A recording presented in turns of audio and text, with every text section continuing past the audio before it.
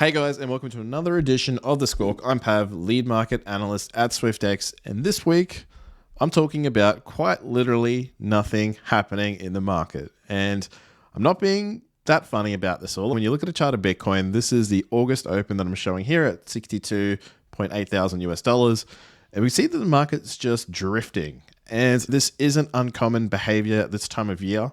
For those that don't know, the Northern Hemisphere do generally go away on holidays this time of year. Even policymakers stepped away from their desks as well. Fund managers are probably on some beach in Europe, living up large. We do normally see volumes really start to dry up this time of year.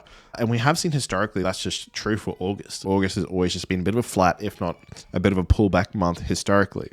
But what we're most interested, obviously, is what are drivers of the market that could bring an end to this bit of a drought. We are seeing volatility cyclically at major lows, and we'll touch on that more shortly. But first, when we talk about that whole idea of everyone being on holidays, another key factor to relate into this, as well as something that we've been following along on the Squawk for quite some time now, is just the preference for the market to be either in cash or deployed into risk. And this has been very interesting because since about the start of July, we've seen the market considerably de-risk when we look at a metric like the real yields, which is essentially taking the treasury bond coupon rate and the inflation expectations of the market.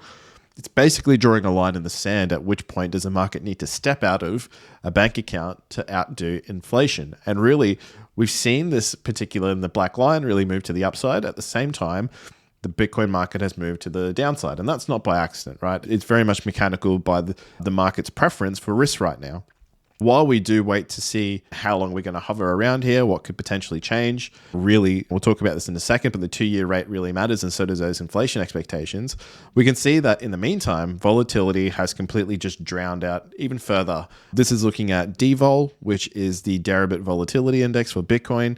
It's at seasonal lows. These are the periods where we see the market often go sideways before a decision is made, be it higher or lower.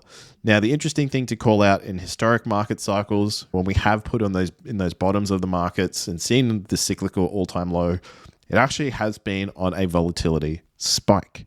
Now, we don't know if this is going to be the same again this time, but it has been during periods where we have seen quite a bit of an eruption in market participation, because that's what drives volatility. It's people buying, selling. That is usually when we can see the market cycle really start to turn. So whether or not that'll happen again this time or not, we'll find out. But one of the key drivers that we could see potentially move something like real yields is, as I spoke about, policy and also just market expectations for growth and inflation. And we have coming up at the end of this month a pretty major news catalyst known as the Jackson Hole Symposium. It's happening on August 27th to 29th. And what we will see is a host of appearances by policymakers.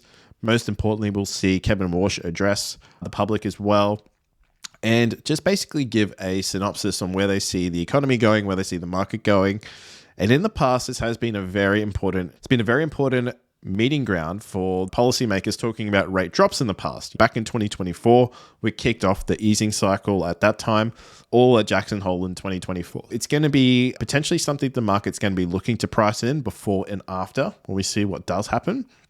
And again, when we look at volatility being cyclically low, maybe this is one of the key drivers to be watching for. So I believe that while there's no agenda set right now, we should expect that period of time to hear from Kevin Warsh.